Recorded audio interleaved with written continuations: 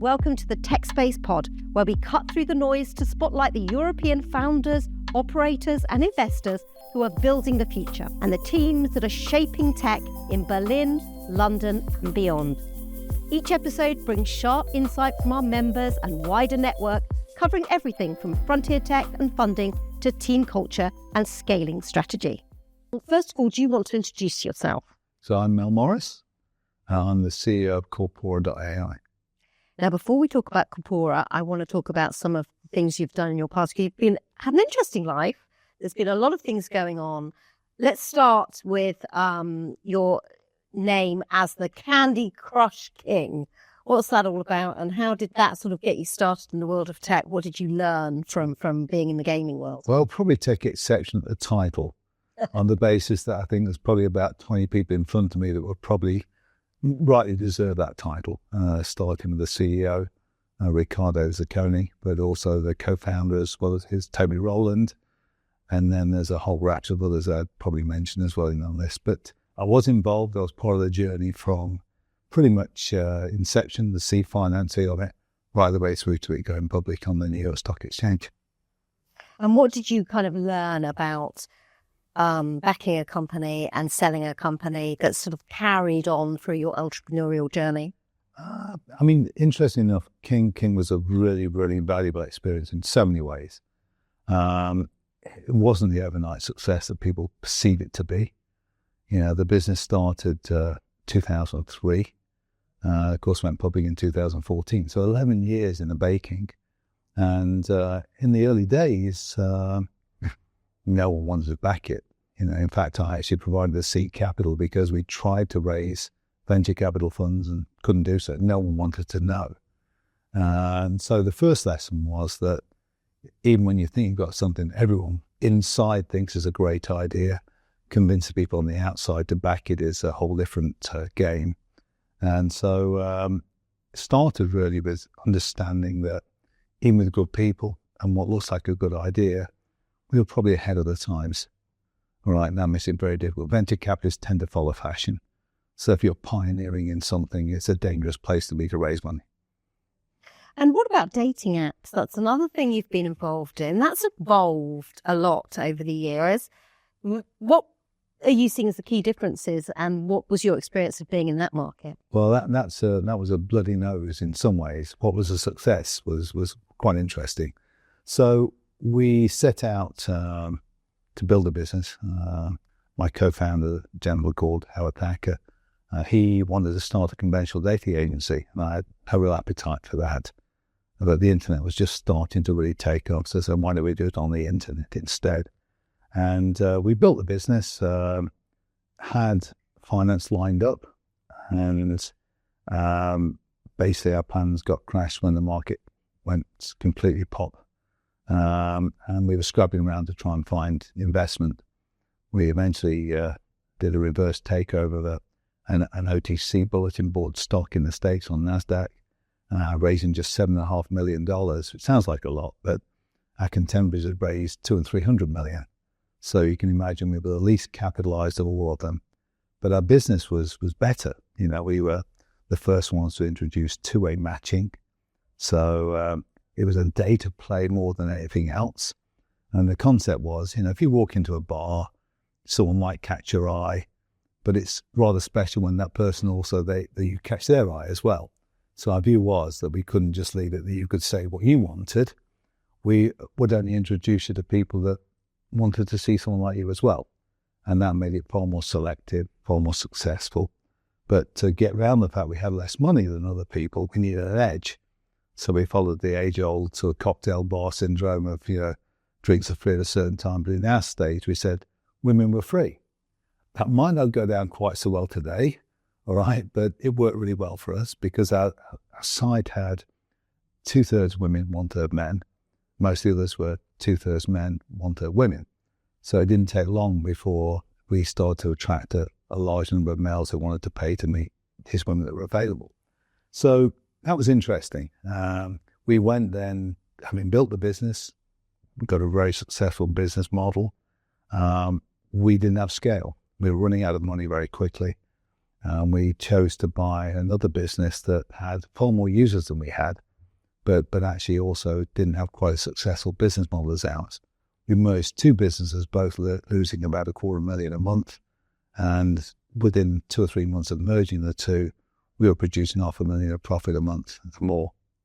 So very interesting. It's been an interesting journey for you. You must have seen a lot of changes in the world of technology. What are the sort of things that you've witnessed in technology that have most surprised you over the decades?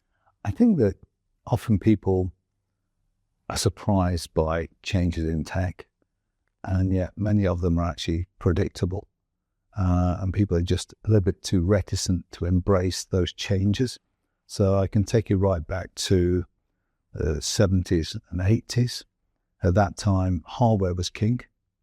Mainframe computers, IBM, ICL, and people thought they were never going to be replaced. Then many computers came along, Dell Equipment, Hewlett-Packard, Siemens Nixdorf, and several others, Data General. And that started to erode the mainframe marketplace. They were more accessible, cheaper for companies to buy, easier to work with. And yet at that time, hardware was still king. So you have people, visionary people, like someone in ICL Data Skill, who said, we should give the hardware away and just charge for the software. And of course, that's what became SaaS eventually, is almost that model that hardware being a cloud, we wouldn't think about charge for the services. So that happened. And then, of course, the mini computer gave way then to the PC. That started to really cause another big shift. Now we're bringing computing to the desktop. And then you see the likes of Steve Jobs coming around, and he then introduces us to the tablet, to iPhones, to iPods. We all remember the first iPods coming out, and we've now got a music library on a small device like this, and it's really high quality. And he foresaw the change that was going to happen in how people interacted with that. So visionaries often see these changes coming way ahead of the rest, and it's often far too long for the private equity and the venture capital market to catch up with that change. And they tend to be over-investing after the change has already been seen. So they come in late, they invest too long, and there's some lessons to be learned from that. But as we see technology today, we all see AI and think, well, what a transformation this is. I don't think we've ever seen something probably since the dawn of the internet. And I don't mean disrespect to Tim Berners-Lee on this, but people see the internet really as being probably a 90s thing forward, when really it started much earlier than that. But the internet was probably the last big shift we've seen prior to AI. And I think AI is much bigger as an impact than the internet has been. And let's talk a little bit about the impact that you see that having. But first of all, you talked about disruption and, hardware, software coming along, then everything going onto the phone.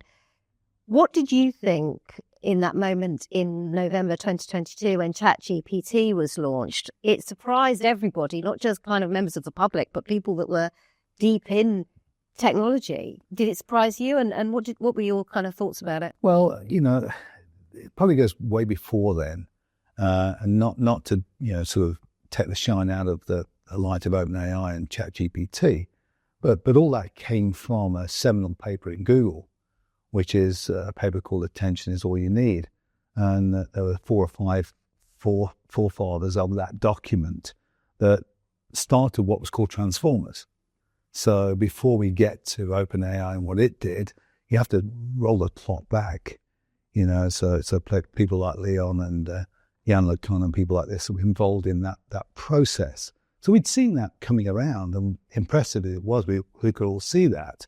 But I suppose what happened was that OpenAI made it vogue. They brought it in a form that pushed it under people's noses. They could use it. It was impressive. But I remember seeing the announcement of that. I said to my team, the world's going to change because of this. I thought it was premature.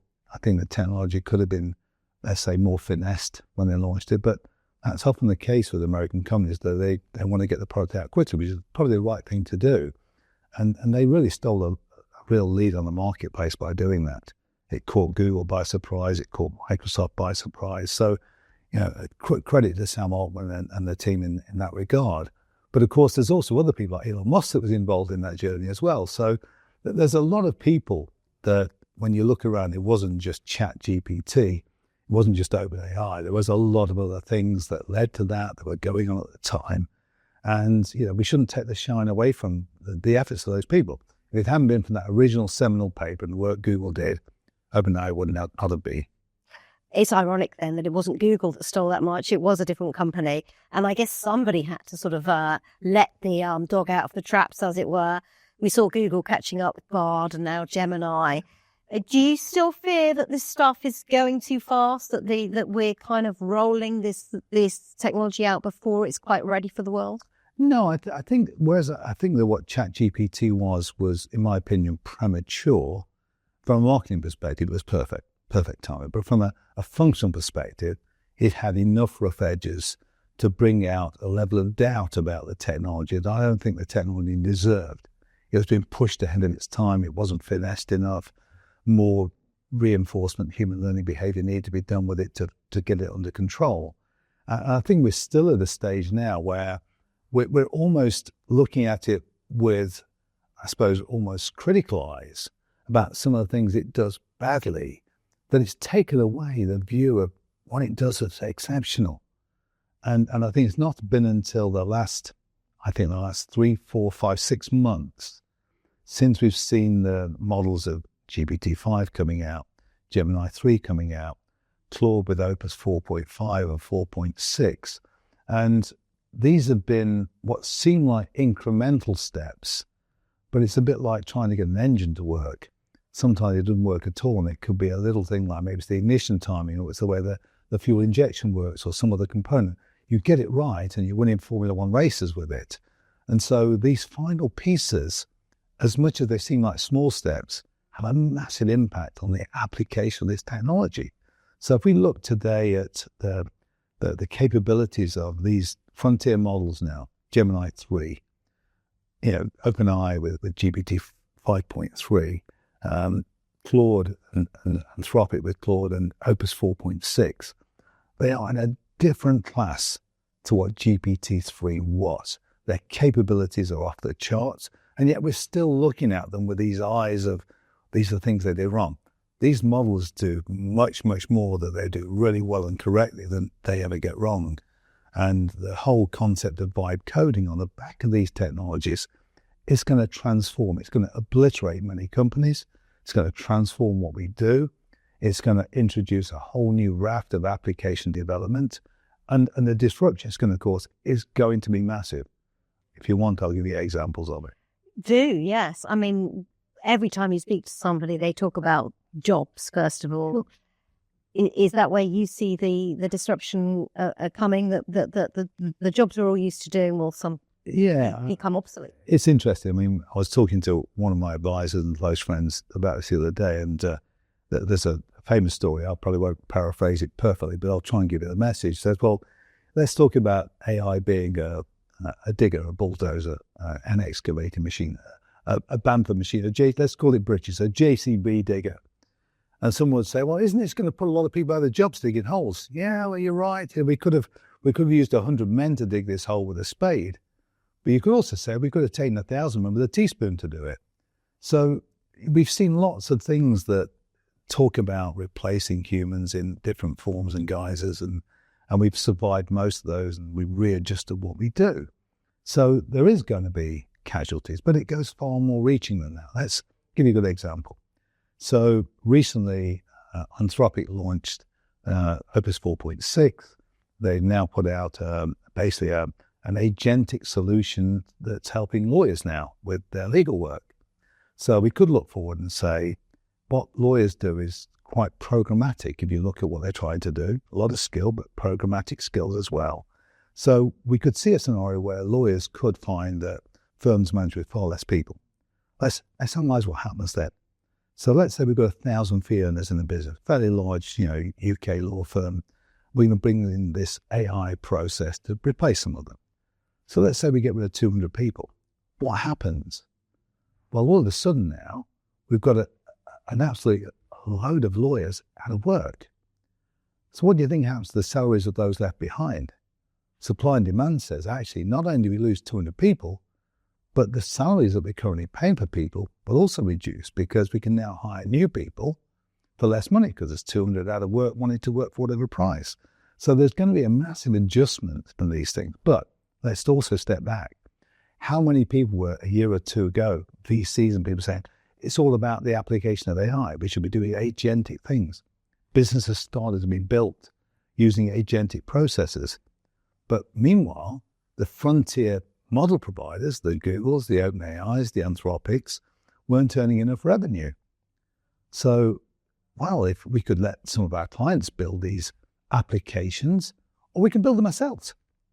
So now you've got the likes of Anthropic will now be putting out a whole raft of businesses that were looking to do legal applications using AI. And now you've got the master of AI and Anthropic now taking them on and doing it themselves. And we're going to see more of that because their quest for revenue, meaningful revenue, the model being the source of revenue has ceased to become the powerhouse that we thought it would be. We've almost commoditized the cost of AI. How do you get around that?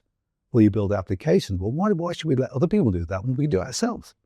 And now we as Anthropic or as OpenAI or as Google can now offer these high-value services, but it puts a whole raft of other businesses at risk in doing that.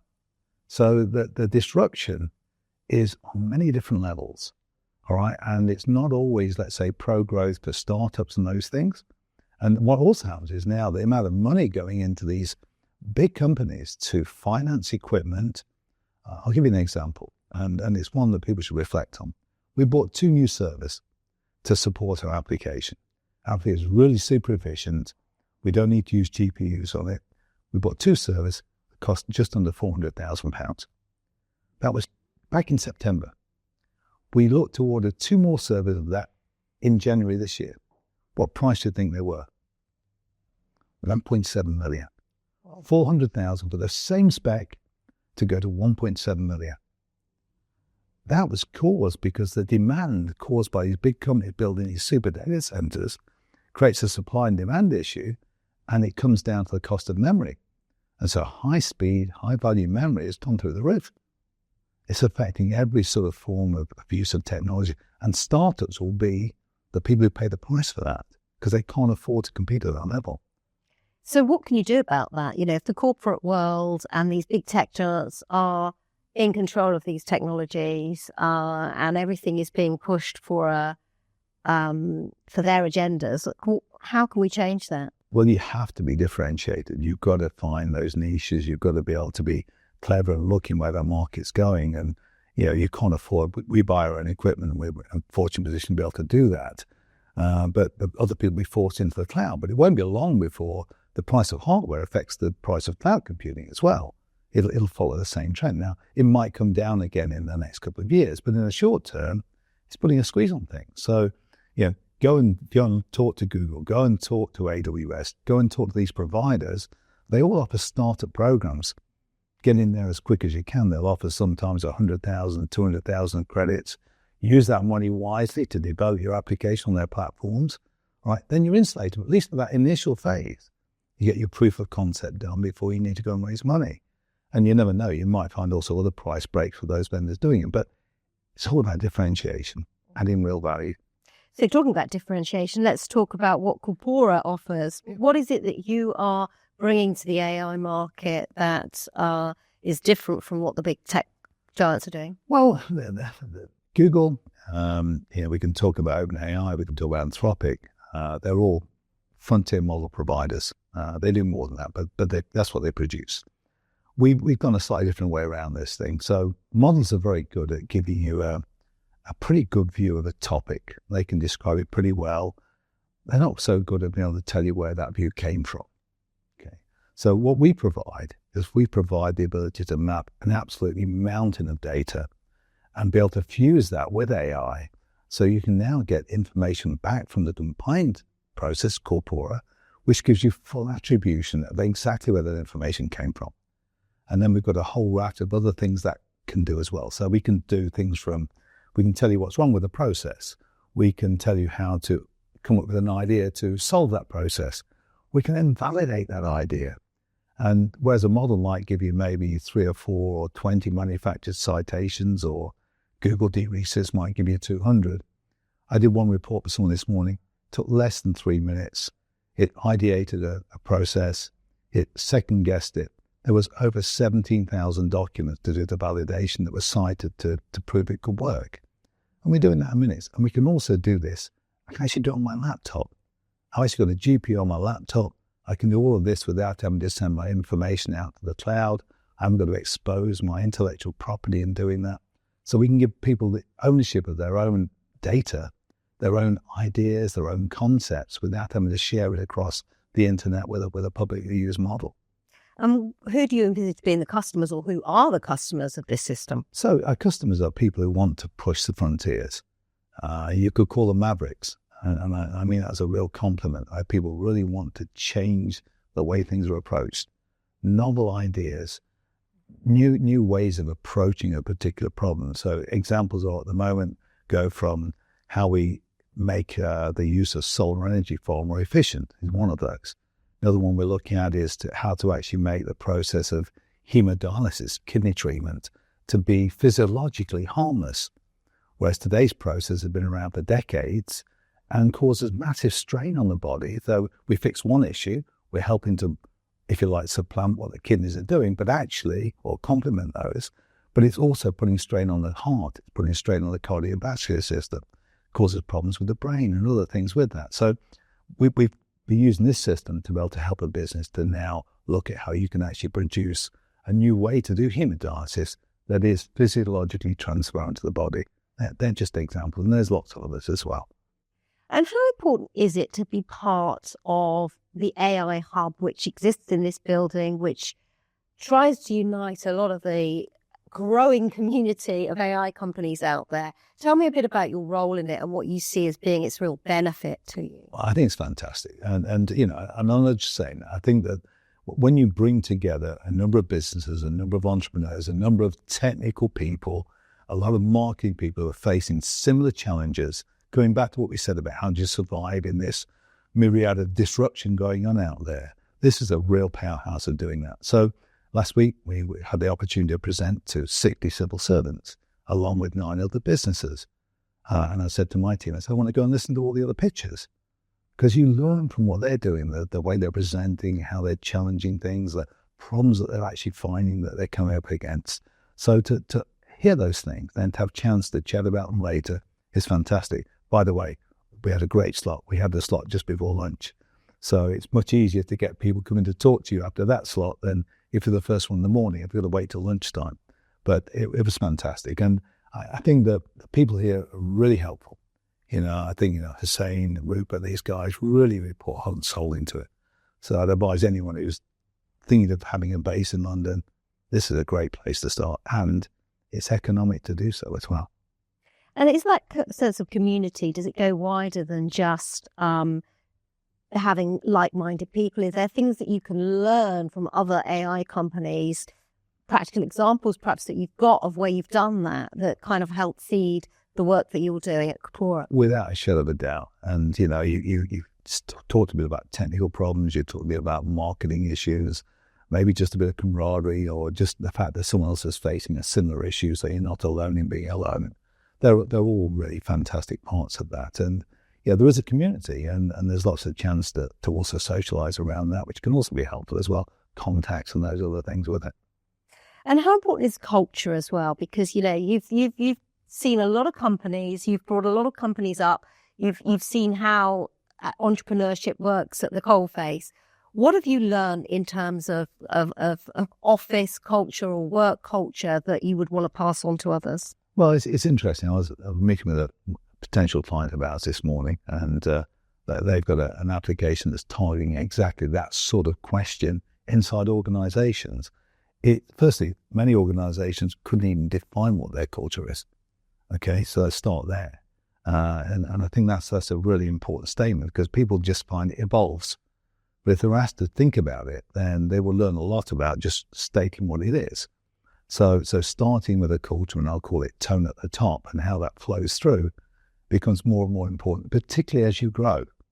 And then we go back to King here, because what Ricardo built there, and what Stefan Kogan and the guys have built, and Sebastian and the other guys in the business there built, was a really fabulous culture. One of the things I remember really well, which is a great lesson, was that not to actually look upon failure in tech development as being a problem. It's a natural part of trying to do new development. Not everything you try works. And if you treat everything as a failure, you condemn the people who worked on it to be a failure as well. So they actually applauded the failure because we tried to do something that just didn't actually work the way we thought. So we can just move on, move that team on to another thing. So we actually have a party to celebrate that we're going to kill off a game that would never see the light of day. And that was a cultural thing. And to maintain that culture, we went from having about 100 employees to suddenly employing 30 to 40 a month. Well, you roll that forward, in 3 months, most of the people hiring people have only been here 2 or 3 months. And at that point, if you haven't got your culture defined, if you don't know what it is, but it's not evident, if people don't understand it, your culture now is actually being hijacked by people coming on you, not because they want to change it, but naturally you're importing different culture coming in. And that was a real lesson with that you could see happening. And they were really good at managing that process. So credit to the guys for it. So now when you're looking to sort of get new employees at Corpora, what is it that you're looking out for in essence? What are the sort of the qualities that you look for in an employee, and what kind of makes you think, right, yeah, that they're right for me? Well, we're a tech business. So it's a very different answer than it might be. Let's say if we were a service organization or we were a medical organization. We're a tech business. We have to be entrepreneurial. All right, that's number one. Secondly, last night I had a conversation with one of my staff members, a really good guy, joined us saying he hated development. He now loves it. And I said to him, Charlie, please don't ask permission to go and do that. Just go and do it. Just go and do it. All right, follow your gut. Be empowered to get on with it. See where it takes you. If it doesn't work, we'll figure that out down the road. But I don't want you to feel you've got to look over your shoulder asking for permission to do things. You've got enough skill now to get on and get that done. And so we want our people to be, to a degree, maverick to a degree, to not accept that everything that everyone else thinks we should do is what should be done. Sometimes it's quicker to test things than to debate them. And so sometimes we'll agree for two different people to go down different paths for the same thing, just because it's quicker than having a debate that drags on for 2 or 3 days or weeks or whatever. Get on and try it. We'll see when you've built it. Now let's have a look. What lessons have you learned from being involved in top-level sport that you can bring to the world of tech? It's completely different. It's completely different. It really is. And, the organizationally it's different. So you've actually got a structure which is very much sort of almost like the empowerment that is given to the manager, all right, is almost devoid to a degree of what happens at the sort of C-level inside the business, and has to be that way. So it's very different. But what you do see is the things that it's very much more a team-oriented thing, and managing the team-oriented aspects of that is far more challenging. There's a smaller group, so it's always a smaller business in that regard, at least from the playing side of the house. But I've also learned a lot from sponsoring a lot of individual sports people as well. I think that's probably a good balance, because when you've got individual sports people, so I've got a young lady at the moment who's actually in the Winter Olympics for the UK, all right? She's a skeleton bobslayer. Wow. Okay. I don't know if you've ever seen these things, but it's basically a piece of metal, carbon fiber, whatever, that's around about half a meter square, a few sort of runners on the bottom of that, and they hurtle down these things at nearly 90 miles an hour. All right. And we've been backing her since she was about 18. All right. And she is absolutely phenomenal. I said to her, if I was your father, you wouldn't be doing it. It's like, oh my goodness. It's like, we love watching her on this, but it's scary stuff. Now, she has probably been the one who's asked for the least amount of financial backing, and the amount of focus, but the determination, the commitment has been absolutely unbelievable. I have another one who's actually, again, a figure skater who's also representing the UK. And, she's had the pleasure of working with cousins and so on and so forth in that league. And she's brilliant. We've been backing her since she was early school age. But she was having to get up at 5 a.m. with her mom before she went to school to go and get on the ice rink while it's quiet to be able to go and do things. And that commitment, with no guarantee it's going to succeed. So, and at first we thought, is it the mom that is wanting her to do this? But no, she embraced it. And it's that doggedness to want to keep going at it that shines through. We've got golfers, we've got other people, again, that we've sponsored in the same sort of way. And you learn a lot from the hard work. There's no secret. Hard work is a massive part of it. And how are your Winter Olympians getting on in the current game? Yeah, well, so Freya, God bless her, she didn't get the number one slot to be able to go this year. But it's interesting because we asked her a couple of years ago, what's holding you back? So, well, you get handed down the runners when you're not the number one. So I said, what do you mean? You've got second-hand runners? I said, no. We'll just buy you a set of runners. It's about $5,000 or so. It's not a lot of money in big scheme of it. But she's doing really, really well. And so proud of her. So proud of her. The other thing that I guess football and tech have in common is that, in the course of a week, things can change dramatically depending on how games go or how tech develops. And I read that you ask your team to think in 2-week cycles. Tell me a little bit about that. Well, it's fast moving. And I think even 2 weeks now, sometimes could be too long sometimes. I have, the difference that these frontier models are making, Opus 4.6, GPT 5.3, Gemini 3, I keep calling them out because if you're using something where the number's less than the numbers I've just quoted, you're not using the latest stuff, and it's really important. So what Claude have done, what Anthropic have done with Claude, what Gemini 3 has now owned up, and 5.3, is that this whole concept of vibe coding has taken things to a new level. So it is possible to build entire applications in an hour. All right, now we can argue about the merits of some of the code of that, whatever, but the ideation of these things is unbelievable. So now imagine that you're about to buy a business, and that business, let's say, has got a turnover, say 10 million. And it's got a software application that they tell you is absolutely unique. All right, and there's the powerhouse behind that 10 million of revenue. And you sit down with your due diligence team and said, how long would it take to build that application? Well, they spent 2.5 years with 50 people. We could do it in a month. What would you pay for that business? Because what you're buying is the revenue. You're not necessarily buying the application because you can develop that quickly and easily. So the impact of this stuff now is that the technical moat that we always used to look for is becoming harder and harder to defend. And that's going to be a massive transformation in the value of business. We saw the value of SaaS businesses when Anthropic launched their stuff on 4.6 a week or so back. $1 trillion went off the stock market in a week. $1 trillion. And that's going to affect the price of companies, how they're valued, all right, what they think is their strength and their moat and their ability to defend their position. Those are all going to be not under attack. They're all going to become almost short-lived. All right, if someone wants to go and compete. So the business base, the momentum, has value. The application has value, but the application can be replicated so quickly nowadays. It's a massive disruption and transformation. And because of that disruption, it's almost impossible to future gaze and work out what's coming next. But there's one thing there's no question about, that all these big tech companies are very focused on artificial general intelligence, AGI, and their timeframes for when that may arrive, although obviously it's not just going to sort of suddenly land out of nowhere, but have gone from decades to, maybe in the next 5 years. What's your definition of what AGI is, first of all, because it means different things to different people, right? And, what's your time frame? Well, on the timing of it, I think Sam said it was going to be a year away. Sam Altman. Yeah. About a year, 18 months back, and we're still at least a year away, if not more. So I think it's one of those things that is going to be something that may emerge and then will be questioned, the same way that ChatGPT 3 was questioned.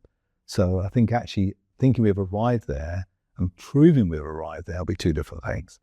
All right, and I don't think we should worry too much about waiting for that. That's something that markets and things like that might want to pontificate on.